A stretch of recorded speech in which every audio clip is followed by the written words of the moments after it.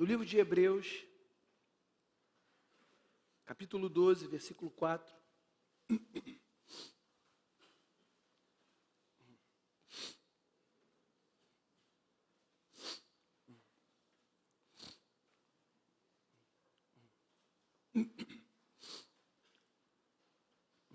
O escritor diz assim: segui a paz com todos e a santificação, sem a qual ninguém verá o Senhor. Agora abra sua Bíblia comigo em Efésios 1, capítulo 1, versículo 3.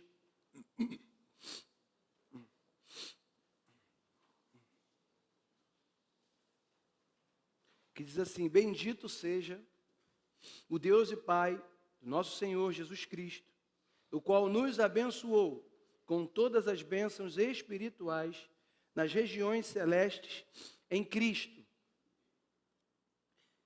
como também nos elegeu nele, antes da fundação do mundo, para sermos santos e irrepreensíveis diante dele em amor.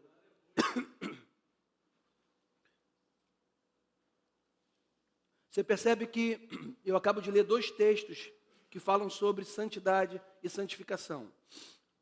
E o tema proposto, para essa palavra de agora, ele não é novidade, nós falamos sobre isso, nós vira e mexe tocamos nesse tema, que é o tema da santidade. Mas, irmãos, não poucas vezes nós ouvimos a respeito da santidade e não deixamos de nos perguntar, e não podemos deixar, na verdade, de nos perguntar. Na prática, essa santidade, ela é revelada em mim? Na prática, eu vivo esse processo da santificação? A santificação, na verdade, eu já falei aqui, ela é um processo de aperfeiçoamento dos santos. Você entrega a sua vida a Jesus, você nasce de novo, então você tem o seu espírito recriado e você começa então a receber no teu espírito informações que vêm da palavra de Deus, que são essas informações que vão nos libertando dos nossos próprios conceitos, que vão nos libertando daquilo que nós mesmos pensamos. Jesus falou: conhecereis e a verdade vos... E o que é a verdade? A verdade é a palavra de Deus, é o próprio verbo Jesus que se fez carne, ele é a palavra. E a Bíblia e o próprio Jesus é muito claro quando ele fala sobre essa questão da libertação através da palavra, porque não é possível uma pessoa ser liberta, realmente liberta da vida antiga, liberta da vida pretérita, liberta da imoralidade, liberta da mentira, da falsidade, liberta da facção, Não tem como uma pessoa ser liberta de tudo isso se não for pelo conhecimento real, genuíno da palavra de Deus. O simples fato de frequentar a igreja, de ser amigo da igreja, de gostar da igreja. Não, eu vou à igreja porque a minha esposa vai lá, é tão legal, eu me sinto bem lá. Poxa, o pessoal sempre fala assim, tem uma energia boa na igreja, um negócio assim, que eu me sinto bem. Mas isso não é suficiente para libertar ou para mudar a vida de ninguém. Porque o que vai libertar a minha vida, a sua vida, o que vai fazer você andar em novidade de vida, é o conhecimento da palavra de Deus. E nesse conhecimento que é progressivo, eu poderia aqui abrir vários versículos para mostrar para você que a vontade de Deus é que nós o conheçamos de forma progressiva, até porque é impossível alguém conhecer a Deus do dia para a noite. Já sei tudo. E por mais que a pessoa tenha 40 anos de estudo da Bíblia, ela sempre vai continuar conhecendo mais de Deus e tendo novas revelações, porque Deus é inesgotável, o seu poder e tudo que Ele tem para nos oferecer. Mas a verdade é que nós precisamos, depois de estarmos fincados e de sermos transportados para esse novo reino, nós precisamos atentar para o processo de santificação e nós precisamos olhar para a nossa vida e ter uma vida santificada. A definição clássica que todo mundo sabe de santificação é separação. Uma pessoa que é santificada no Antigo Testamento, a gente consegue, na verdade, pelos textos, ver isso muito claro, sobre o que é santificar, separar alguma coisa para alguém. Quando você fala que você é santo, quando você fala que você tem essa santidade, é porque você e eu, nós somos separados. Veja bem, nós vivemos num mundo, irmão, e, aliás, eu acredito que esse mundo está para terminar mesmo, e eu estou crendo muito na volta de Jesus. Eu acho que nós somos a última geração, uma das últimas gerações aqui na Terra. Eu creio que Jesus realmente está voltando, e nos últimos dias nós sabemos pela palavra que os homens se tornariam egoístas, que se tornariam maldosos, e ele tem várias características dos homens desafeiçoados, que o amor se esfriaria, e parece que é exatamente isso que nós vemos hoje, e nós estamos inseridos nesse contexto desse mundo. Mas entenda, nós somos do mundo, mas nós não pertencemos a esse mundo, porque nós somos e nós fomos separados, santificados. E nós precisamos manter esse estado de separação e de santificação diante de Deus, e para que Deus possa também agir na nossa vida. O processo de santificação é a experiência prática dessa separação que nós temos. É nesse processo que nós vamos cada vez mais nos separando dos pensamentos do mundo, daquilo que, se o mundo pensa algo a respeito de alguma coisa, eu tenho que olhar para a palavra. Aliás, tudo que eu vivo na prática, todas as atitudes que eu vou tomar, tudo que eu vou pensar, eu preciso olhar e submeter à Bíblia aquilo que eu falo, aquilo que eu digo, aquilo que eu afirmo. Tem que estar, pastor, mas é a minha opinião é essa. Eu sei, nós temos opiniões, todos nós temos muitas opiniões, mas as nossas opiniões, se nós queremos realmente ser essas pessoas separadas, precisam estar submetidas à palavra de Deus, porque muitas vezes a minha opinião é até convincente e boa, mas ela não pode não estar alinhada ao que a palavra de Deus está dizendo. E aí nós temos que ter cuidado com isso.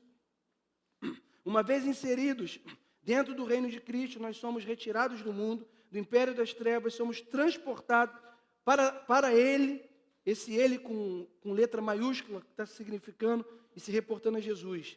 Então, a partir de então, nós somos governados por um outro tipo de lei. Já falei isso aqui também. Abre aí em Colossenses 1,13.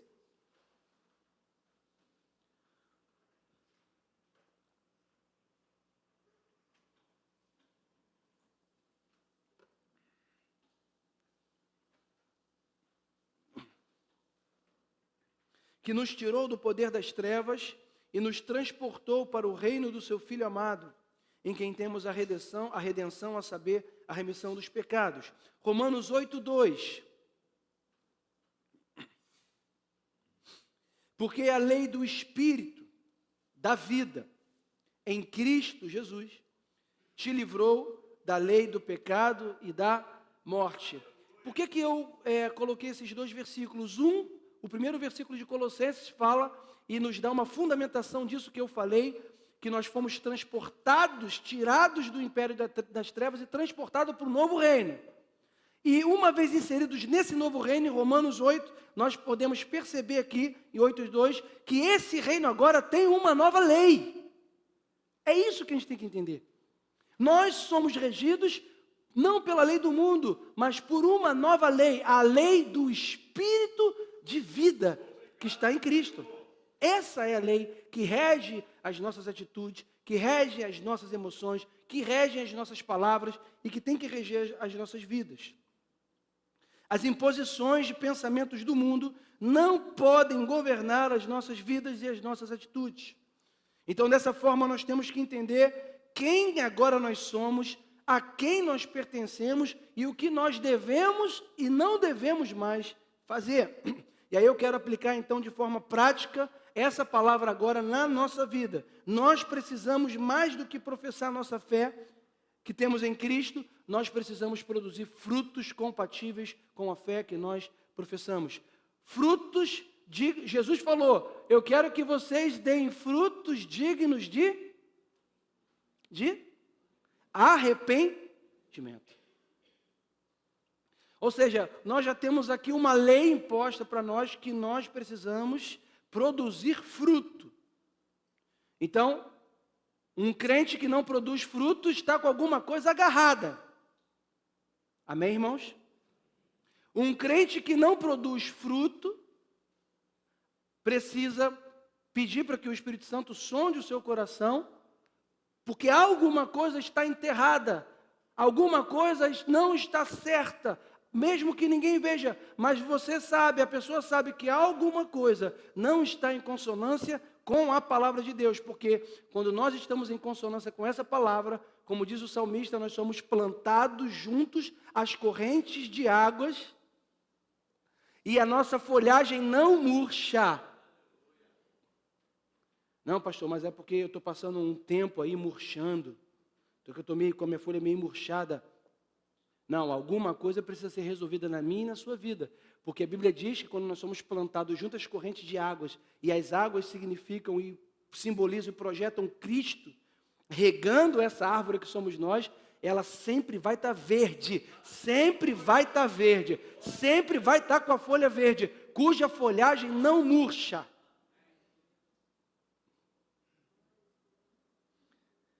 Jesus, por isso, fala que nós temos que produzir frutos dignos de arrependimento. Irmãos, eu quero afirmar que Deus de fato tem um plano maravilhoso, maravilhoso na sua vida. Quem crê nisso? Quem crê que Deus tem algo, o que você está vivendo? Quem está vivendo coisas boas hoje? Você já está vivendo, eu também. Mas você acredita que Deus tem coisas melhores para você viver? Que o que é bom ainda vai ficar melhor? Você crê nisso, irmão? Eu creio nisso, muito. Eu creio nisso com todas as minhas forças. Que Deus tem, porque Deus tem preparado algo bom. Porque eu amo, você ama, nós amamos, e nós servimos a Ele com amor. Deus tem preparado coisas boas para mim. Ele quer cumprir isso nas nossas vidas, e em todas as áreas, irmãos. Deus quer cumprir o melhor dele na sua vida sentimental, na sua vida profissional, espiritual, familiar, nos relacionamentos, na saúde do corpo e na saúde da mente. Você crê nisso? Agora, tudo isso que Deus tem não vai acontecer da noite para o dia ou de qualquer maneira. Vai ser preciso se entregar a esse processo de santificação. E a santificação, ela é executada através da aplicação da palavra de Deus na nossa vida de forma prática, diariamente.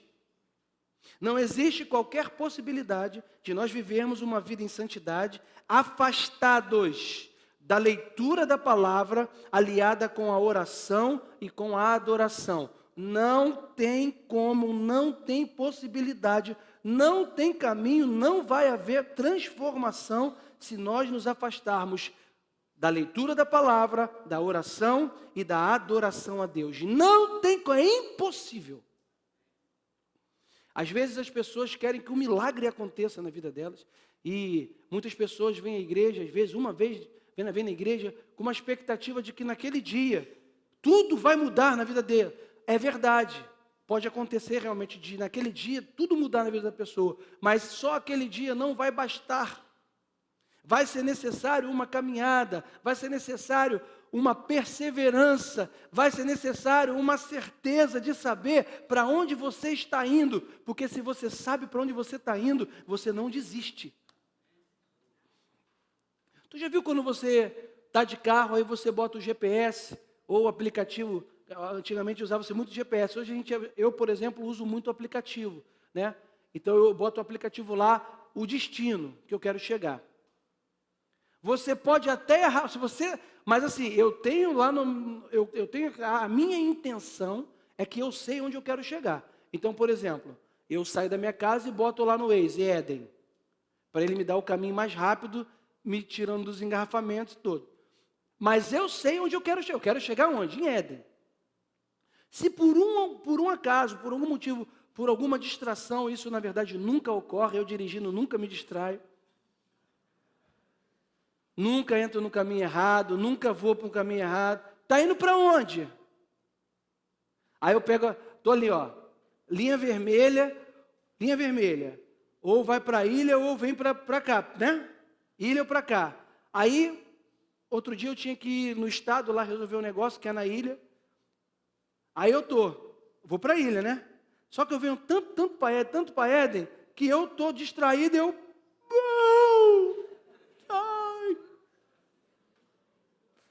Isso era de manhã, vindo de lá para cá de manhã, trânsito livre, total. E eu passei, eu não queria nem olhar para o lado da pista de volta. Tudo parado. Mas o GPS, eu queria te falar assim, quando você erra a rota no GPS, o que o GPS faz? Ele recalcula.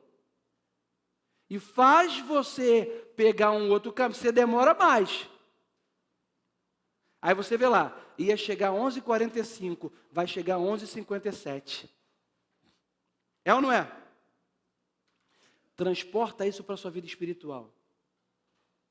Você tem que botar no GPS da tua vida que você quer chegar no céu e se encontrar com Deus e viver a eternidade com Ele. E você precisa então estar nesse processo de santificação. Só que nós temos que prestar atenção na rota que Ele nos dá. Porque às vezes botamos o GPS, mas como nós já sabemos o caminho, nós nem olhamos para o GPS. É outra coisa que acontece comigo. Só que eu esqueço que o GPS é para fazer nós irmos para o caminho mais curto, a forma mais segura de chegar. E na nossa vida com Deus é assim, né? Nós colocamos onde queremos chegar, o GPS é a palavra de Deus, e se nós não atentarmos para ela, nós saímos do caminho. E se sairmos do caminho, temos que entender que saímos do caminho e temos que recalcular a rota. E pode ser que às vezes, é por isso que às vezes as coisas demoram um pouco na nossa vida ou na vida de algumas pessoas. Porque elas estão sempre errando a rota. Ah não, mas o problema é esse, irmão, eu acho. Deus fala para você perdoar, você fala, mas eu acho que essa situação aqui é diferente. É assim que a gente faz. Não, mas essa situação aqui, eu que fui agredido. Eu que fui ofendido. Não, mas nessa situação aqui, Deus sabe que nessa tem uma exceção. Não tem. É para seguir a rota. A rota é o quê? É ir lá e perdoar. Se fizer isso, não vai ficar dando volta. Tem gente que hoje está parado, andando em círculos na sua vida espiritual. Não sai do lugar. Bom, por que essa pessoa não avança? Mas por que não produz o fruto? Por que você não vê na vida daquela pessoa um despontar, Deus usando aquela pessoa, Deus fazendo tal? Por que tu não vê mais nada acontecendo na vida da pessoa? Por quê? Porque ela saiu da rota. E se alguém saiu da rota nessa manhã, em nome de Jesus, volte para a rota. Porque você vai chegar no destino que Deus quer que você chegue. É possível estarmos dentro da igreja, cantando, tocando, dando aula no Geração Vida, participando dos cultos, da juventude, do 40+, do Conectados, dos auxiliares. E ainda assim, está fora do processo de santificação e afastado da vontade de Deus. É possível. A transformação e santificação pela palavra tem que atingir a nossa forma de pensar e a nossa forma de agir. E dentro da igreja as pessoas têm pensado muitas coisas estranhas. Como por exemplo, acham que pode ter uma vida, por exemplo, sexual ativa, dentro do namoro, fora do namoro, ou uma vida sexual ativa fora do casamento, por exemplo. E acham que isso é normal e que Deus vai tolerar isso de boa. Não vai. 1 Coríntios 7:8 diz assim: digo, porém, aos solteiros e às viúvas, que lhe és bom se ficarem como eu. O apóstolo Paulo era o quê?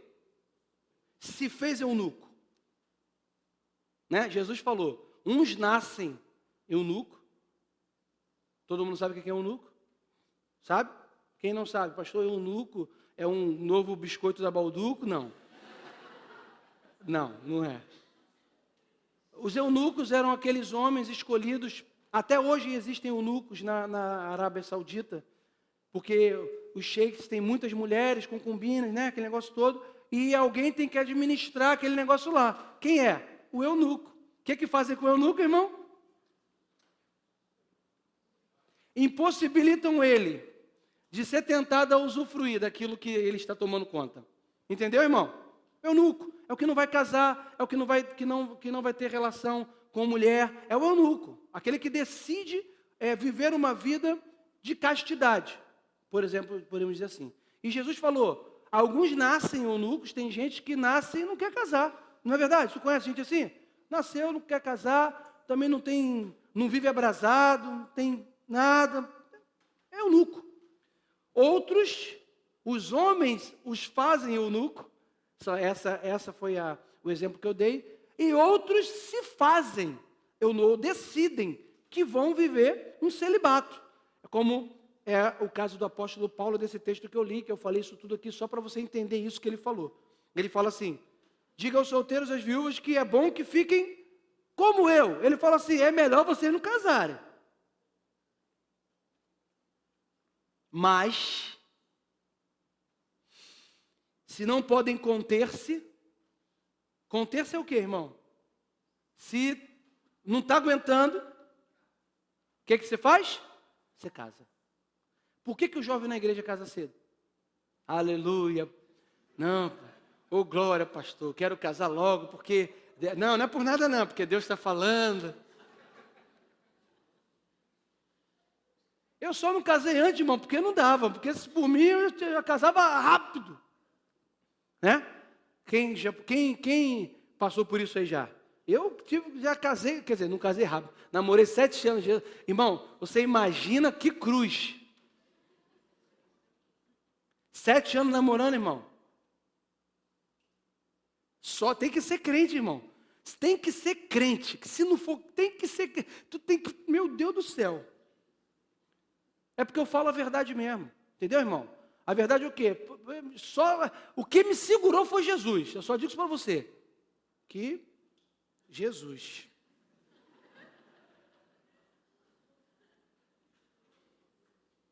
Então, é por isso que nós precisamos, por exemplo, nessa área prática, entender que existem algumas questões espirituais que nós precisamos estar atentos.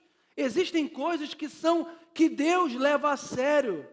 Se Deus não levasse a sério determinadas coisas, a questão da imoralidade sexual, se Deus não levasse isso a sério, Ele não escrevia, não estava escrito, gente.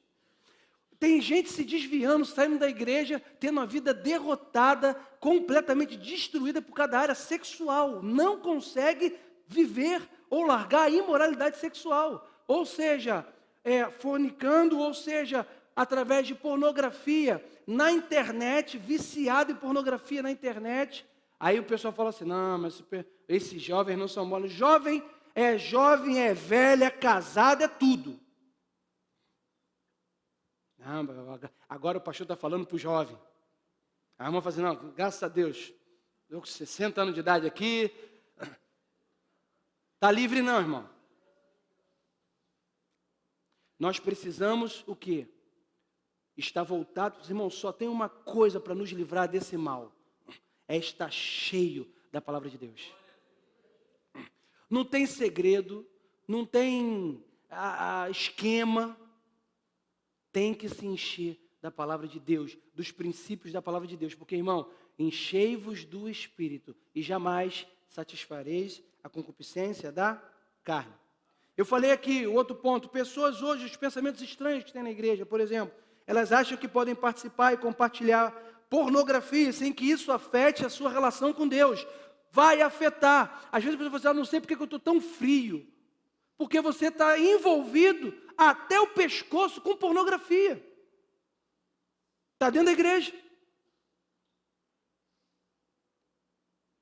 Não sabe porque não sente mais a presença de Deus. É porque Deus é santo e importa que os seus adoradores o adorem em espírito, em verdade e em santidade. 1 Coríntios 6:9.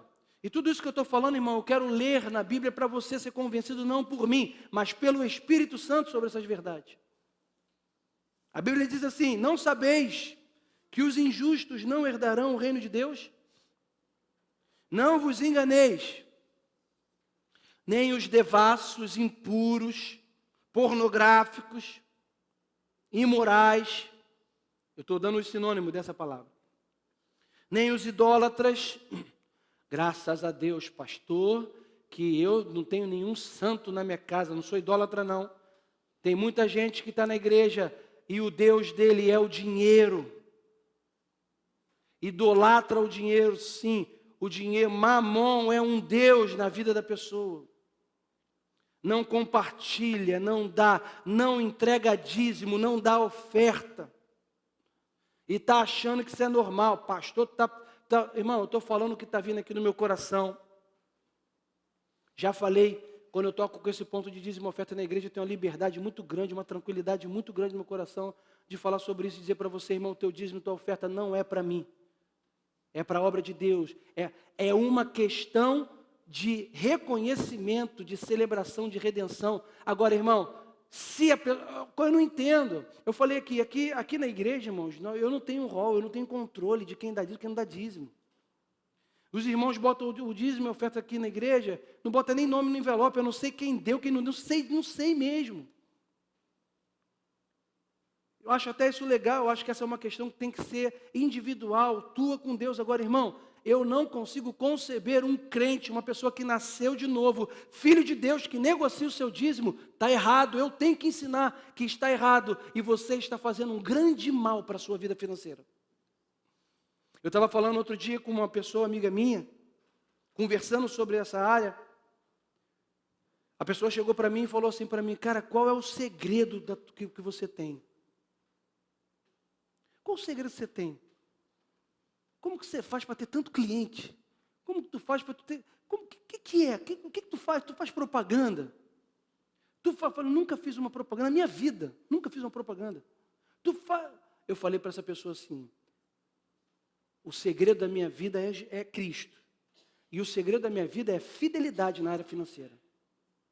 Esse é o segredo, que eu vou dizer que não é segredo nenhum, que está revelado na palavra de Deus. Perguntei para essa pessoa, você é dizimista? Você é ofertante? Não precisa me responder. Se a sua resposta for não, você começa a partir de hoje levar isso muito a sério na sua vida. Se você quer ver na sua vida prosperidade nessa área financeira na sua vida, você tem que começar a treinar o teu espírito no doar.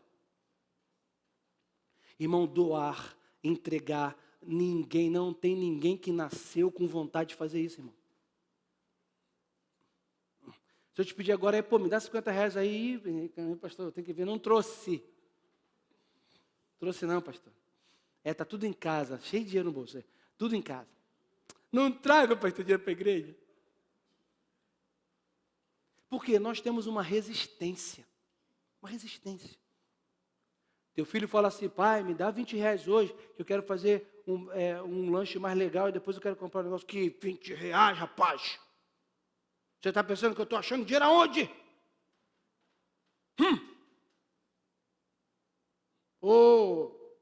Fala o nome aí, irmão, para a mãe. Ô Suzete. Desculpa se tem alguma Suzete aqui. Tu já pegou aquele pão de ontem, sobrou, bota a manteiga no pão para esse garoto.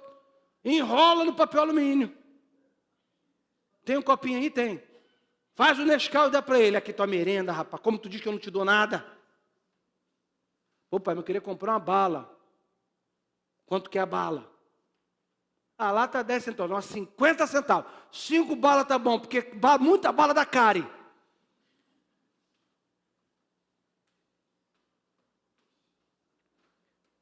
Retém, não dá. E o dá é treinamento. Você tem que colocar no teu coração uma disponibilidade. Você tem que viver com um objetivo assim, eu vou abençoar pessoas e vidas. Então, alguma coisa eu tenho que fazer por alguém, alguma coisa eu tenho que fazer pelo reino, eu tenho que me lançar. Ah, mas pastor, irmão, não vai faltar nada para você, irmão.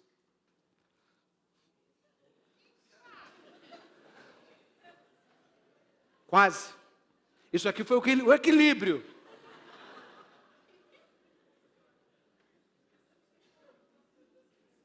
Vamos ler. Nem os idólatras, nem os adúlteros, quase que eu caio, foi isso. Foi. A mano, tá que não entendi nada que tu fez assim. É claro, porque eu fiz assim, ó, quase que eu caio.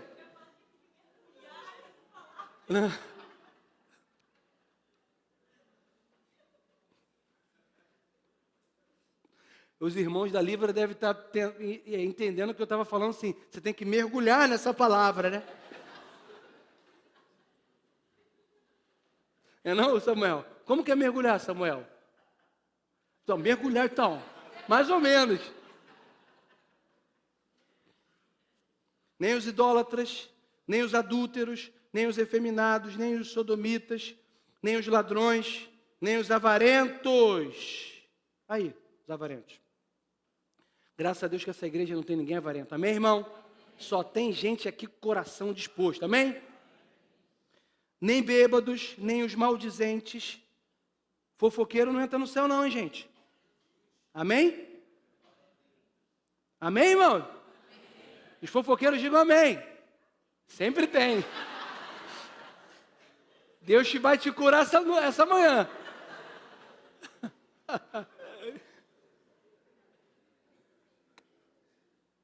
Irmã, eu sei que não é verdade. A irmã foi só, né? Às vezes isso acontece. Nem os roubadores herdarão o reino de Deus.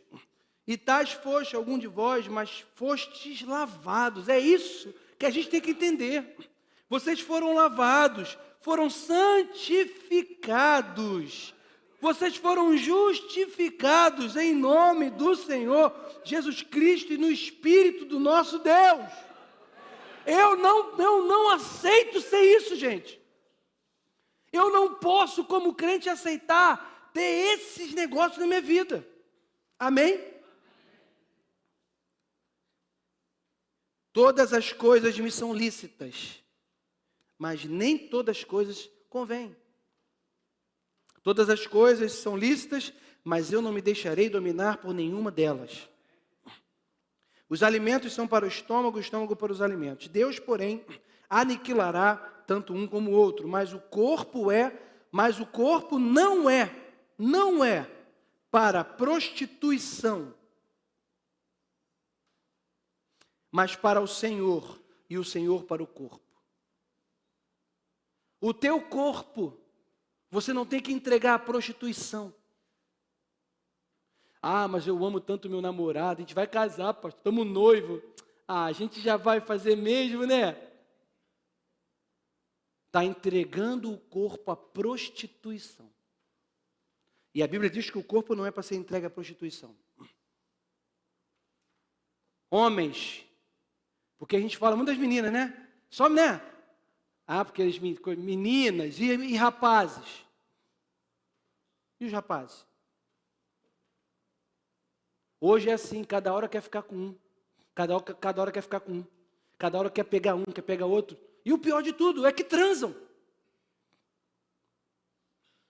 Transa com um, transa com o outro. Não sabe que o ato sexual é mais do que um ato sexual. O ato sexual é uma ligação emocional. A Bíblia diz que tornam-se uma só carne. A Bíblia diz que homem e mulher se tornam uma só carne. E aquele que se une à prostituta se torna uma carne com ela. Ou com ele.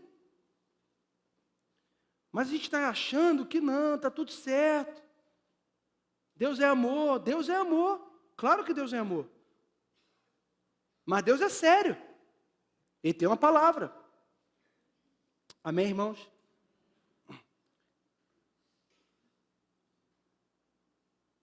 Não sabeis vós que os vossos membros são membros de Cristo? Que os vossos corpos são membros de Cristo?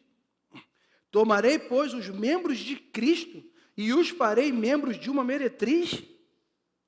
De modo nenhum. Ou não sabeis que o que se une à meretriz faz-se um corpo com ela? Porque, como foi dito, os dois serão uma só carne, foi o que eu acabei de falar. Mas o que se une ao Senhor é um só espírito com Ele. Fugi da prostituição. Ele diz, fuja da prostituição. Porque da prostituição não se pode fazer carinho, andar perto ou andar ao derredor. Tem que fugir. Por quê? Porque se nós não fugirmos, ela pega. O grande exemplo disso no Antigo Testamento é de José, que teve que fugir da mulher de Potifar. Se ele ficasse lá, não, olha, você é a esposa do meu chefe. Ai, ai, ai. Mulher de Potifar. Chega para lá. Para de tirar, mas essa pena não tira de... Olha, eu não vou ver, hein? Se ficasse lá assim, igual Sansão fez, 1 hora, a casa cai. Inclusive está caindo muitas casas aí, né? Não é verdade, irmão? É. Ou não sabeis que o vosso corpo é santuário do Espírito Santo que habita em vós, o qual possuís da parte de Deus, e que vocês não são de vocês mesmos, porque vocês foram comprados por preço. Glorificai, pois, a Deus no vosso corpo. Isso aqui é o que o Espírito Santo diz a mim e a você, é o que está escrito, é o que é real, é o que tem que ter, é o que tem que ser seguido por mim e por você. Outro pensamento estranho que nós vemos na igreja é que as pessoas acreditam que têm, por exemplo, o direito de serem rebeldes, desobedientes aos seus pais, desobediente às lideranças constituídas. São pensamentos que vão pairando pela igreja e são pensamentos que muitas vezes levam pessoas a uma rebelião e acabam com a vida da própria pessoa. E nós precisamos entender, saber. 2 Timóteo 3,1 diz assim: sabe, porém, isto, que nos últimos dias sobrevirão tempos penosos, difíceis, pois os homens serão amantes de si mesmos, gananciosos, presunçosos, soberbos, blasfemos, desobedientes aos seus pais, ingratos, ímpios, sem afeição natural, implacável, caluniadores, incontinentes, cruéis, inimigos do bem, traidores, atrevidos, orgulhosos, mais amigos dos deleites do que amigo de Deus, tendo aparência de piedade, mas negando-lhe o poder. Afasta-se também desses, porque desse número são os que se introduzem pelas casas e levam cativas mulheres nécias, carregadas de pecados, levadas de várias concupiscências, sempre aprendendo, mas nunca podendo chegar ao pleno conhecimento da verdade. Olha isso aqui. Gente, o que é sempre aprendendo? Sempre na igreja. Sempre ouvindo isso que estamos ouvindo hoje, sempre aprendendo, sempre sentado nos bancos da igreja, sempre aprendendo a palavra, mas nunca chegam ao pleno conhecimento da verdade. Temos que ter cuidado. Quem são esses que nunca estão... O que ele está querendo dizer? Ele está falando de homens que estão na igreja, gente. Essas características aqui são de crentes. Olha como é possível nós servirmos a Deus e termos isso daqui na nossa vida e acharmos que isso é normal, e não é. Temos que nos santificar. Eu vou repetir cada adjetivo desse aqui. E nós vamos olhar para a nossa vida. Se porventura alguma coisa dessa aqui a gente acha na gente, não pode continuar. Não pode continuar. Ganancioso. O que é a pessoa gananciosa? Quer se dar bem em tudo. Não faz nada para ninguém sem olhar lá na frente uma recompensa. Ah, fulano de tal eu vou ajudar. Ah, fulano de tal pode me oferecer algo. Vou colar com fulano de tal. Ah, tu é meu amigo. O mais humilde, o que em tese, porque isso é em tese, porque a pessoa gananciosa acha que o que alguém tem para oferecer para ela é algo que vai trazer para ela algum conforto ou algo material. Só que a pessoa não percebe que não existe nenhuma pessoa que não nos possa oferecer coisas boas. E a questão material, irmão, pouco importa.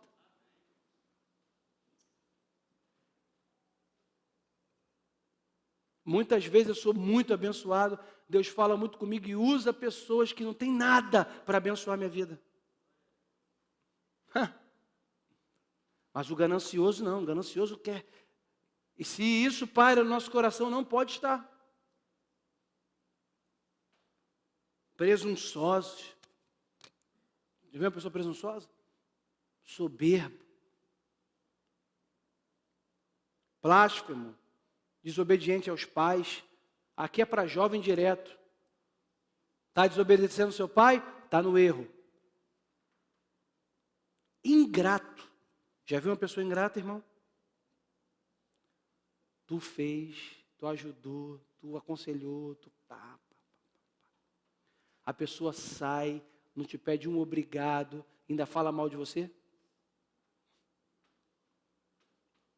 Por isso que nós temos que ser treinados em Deus também. Quando nós fazemos alguma coisa, alguém, irmão, não espere um retorno de nada que você faz, que a frustração é menor.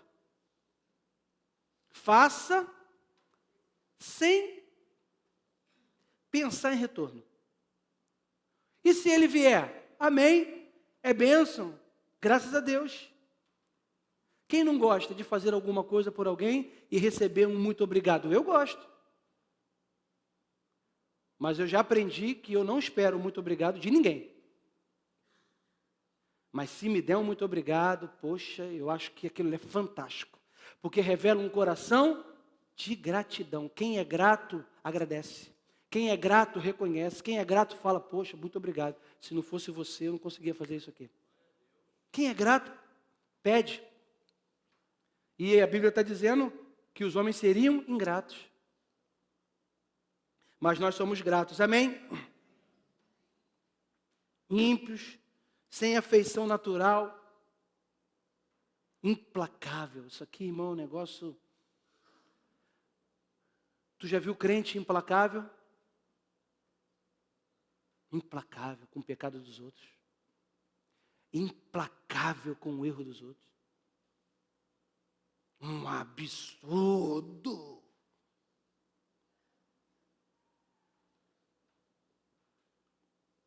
O implacável não tem perdão para o implacável, gente. O implacável não tem nada que faça a pessoa ter uma misericórdia. Nós não somos implacáveis, amém, irmãos? Não somos. Não concordamos com o pecado, não concordamos com o erro, não concordamos com aquilo que não está de acordo com a palavra de Deus, mas nós precisamos amar as pessoas. Precisamos ajudar. E esse ajudar, irmão, eu também tenho aprendido muita coisa com essa questão de ajudar. Eu sempre estou disposto a ajudar quem precisa, mas eu vou caminhando, e quando eu vejo que a pessoa não quer ser ajudada, eu paro de ajudar.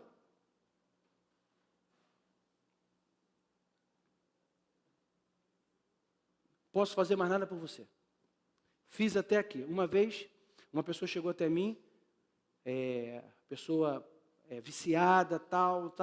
Não é dessa igreja aqui não. E a pessoa perguntou para mim se podia ajudar, e aí eu conversei, eu era até uma mulher, e aí conversei com essa pessoa, trouxe essa pessoa para conversar, falei para ela o que poderia fazer, do centro de recuperação que tinha para levar para ela, que era em Búzios, no local, que a gente estava, eu aqui na igreja não tinha como, eu não tinha estrutura, eu não tinha um trabalho estruturado para atender esse tipo de situação, ao ponto da pessoa ter uma assistência assim, diária, para uma recuperação real, para quem quer se recuperar. O centro de recuperação eu acho muito legal para quem quer, porque lá eles têm uma forma certa, eles têm o jeito certo de tratar aquela situação, e quem quer se recupera mesmo, sai dali recuperado.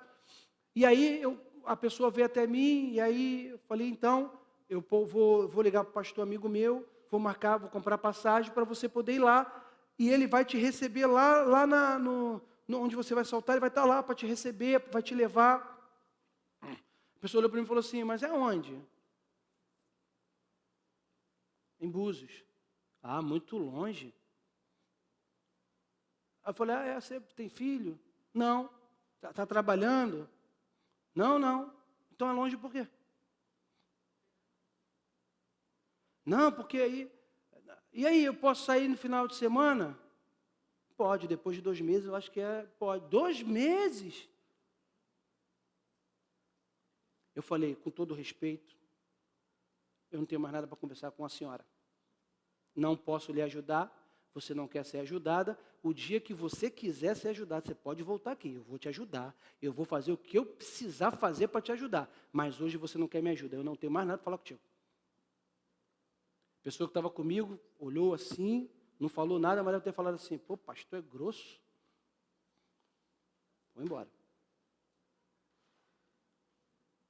Depois de 2 semanas, a pessoa voltou para falar comigo, pastor, estava certo. Olha aquela pessoa, fiz de tudo, pastor, fiz isso assim, mas olha que decepção. Sabe por quê, irmãos? Nós não podemos abençoar quem Deus não está abençoando. Não tem como. Não dá. Claro que isso não vai nos eximir de ajudar, de estar pronto para fazer isso. Mas você já passou a situação assim? Que você fez tudo, mas não tem mais o que fazer, agora é só orar. Não é?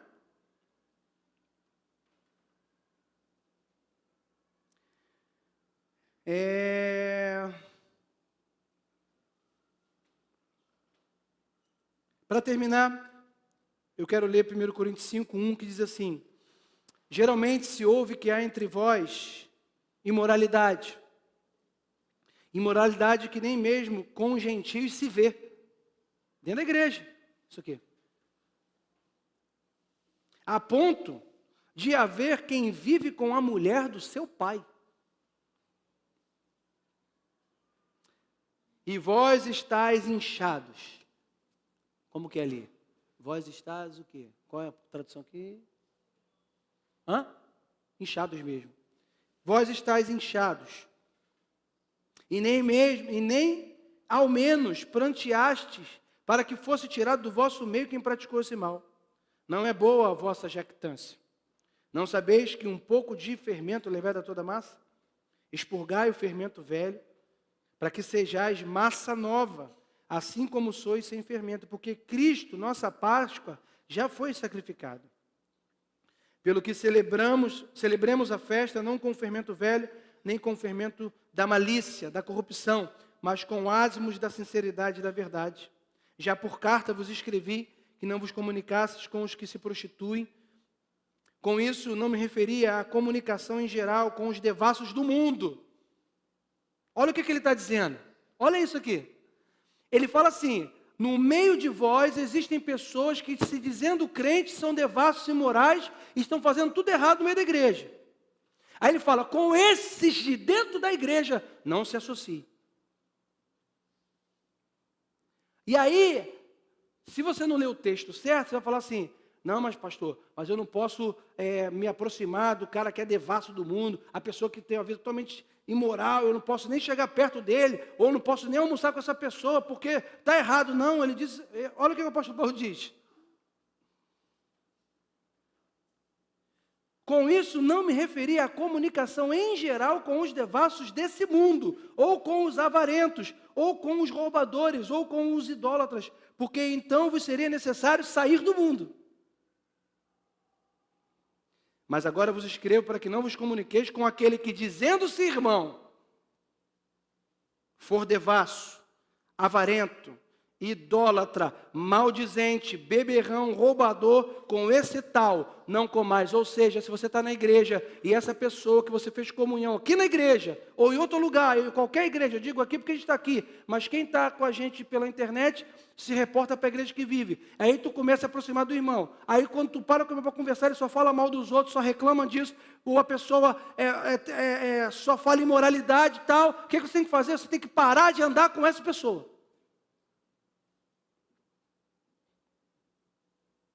É o que está escrito.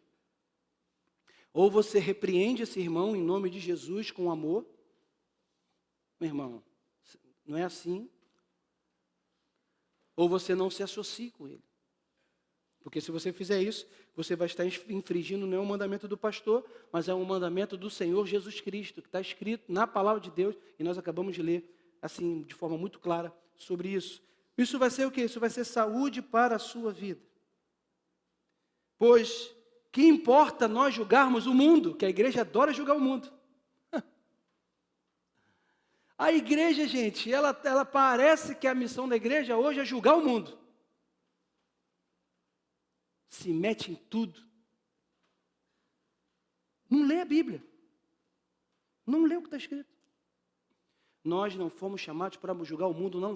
Nós não somos a palmatória desse mundo. Nós somos os embaixadores do amor de Deus nesse mundo. É isso que nós somos. Ele fala, porque me importa julgar os que são de fora. Não julgais vós mesmos que estão dentro? Mas Deus julgará ou julga os que estão de fora. Tirar esse iníquo do meio de vós. Então, eu termino aqui até falando um pouco sobre isso, né? Eu acho, às vezes, e aí isso aqui é uma opinião até minha, não minha, vou dizer que não é nem minha, essa é uma opinião baseada muito na palavra de Deus. A igreja se metendo muito hoje, querendo se meter na política desse mundo, do Brasil. Já está comprovado que a igreja se corrompeu no Congresso. Toda a igreja. Todo mundo recebeu dinheiro, todo mundo recebe dinheiro, todo mundo recebe vantagem ilícita. Usam os púlpitos da igreja para fazer campanha política. Apresentam homens como homens de Deus aqui. Vamos orar para que esse homem agora é o nosso homem de Deus representante lá no Congresso Nacional. Ladrão. Não sabe o que é santidade, não sabe o que é Bíblia. Não, pastor, mas é porque a igreja tem que estar lá para mudar. Mudou alguma coisa? A igreja mudou alguma coisa no Brasil? A igreja foi chamada para orar. O que a Bíblia diz?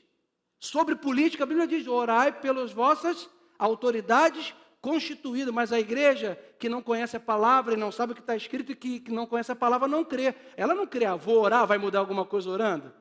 Não crê.